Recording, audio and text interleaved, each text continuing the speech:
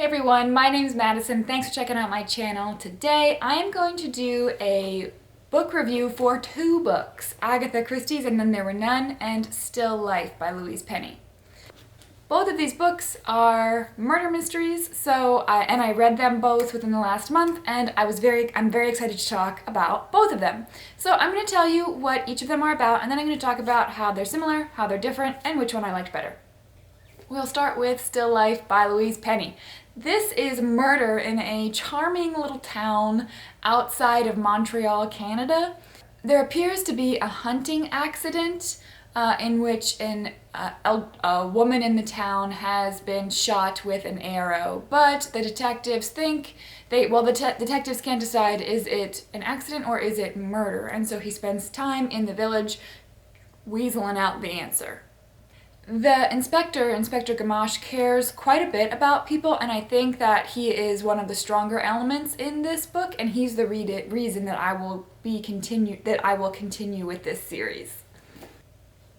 And Then There Were None by Agatha Christie it starts with 10 people being lured out onto an island off the coast of England, and then once they're all there, they are all accused of murdering someone or causing the death of another person.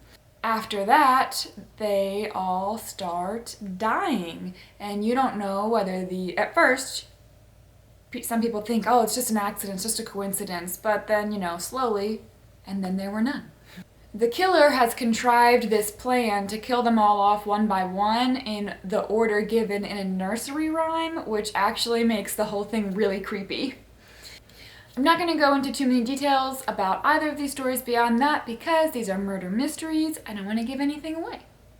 I'm going to go ahead and talk about what they have in common now. Both of these books are obviously about murder, but within that, they're also both about character studies. In Still Life, you have a murderer who kills because of what they think they deserve.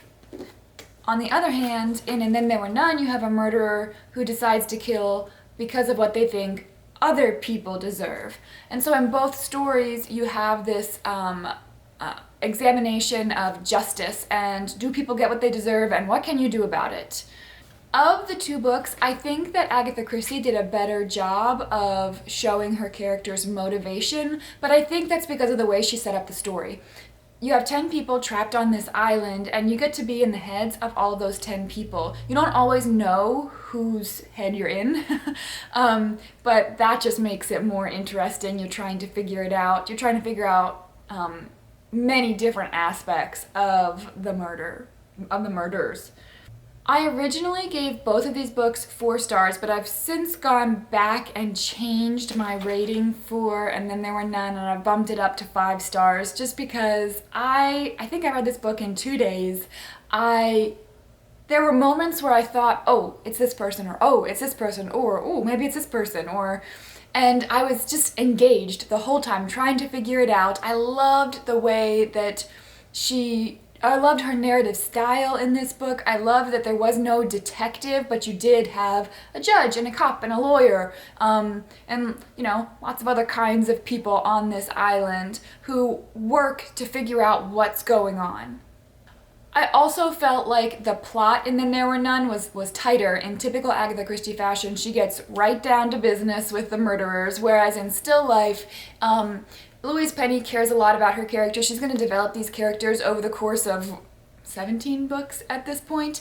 And so, because of that, there were points in Still Life where I thought, okay, let's get back to the story, let's get back to the murderers. And I wonder how I'll feel about the rest of the Louise Penny books, because I do plan on continuing with the series. So I wonder how the pacing will be in the rest of them. But in Agatha Christie, there are no pacing problems at all. And Then There Were None is just masterfully crafted when it comes to the plot and the characters and the big reveal. Everything she says is important. There are no misplaced facts or bits of information, and so you are engaged the entire time, and I loved it. Also, I will say, I did guess the murderer in Still Life. it was still great. There were still moments where I thought, oh, what just happened? But I did guess the murderer, but I didn't in And Then There Were None. So, overall, 4 stars, 5 stars. I loved both of them. I would highly recommend both of them. And they're both fantastic if you like stories that are character-driven and plot-driven. Let me know if you have read either of these down below. What's your favorite Louise Penny book? What's your favorite Agatha Christie book? I will see you soon. Thanks, bye.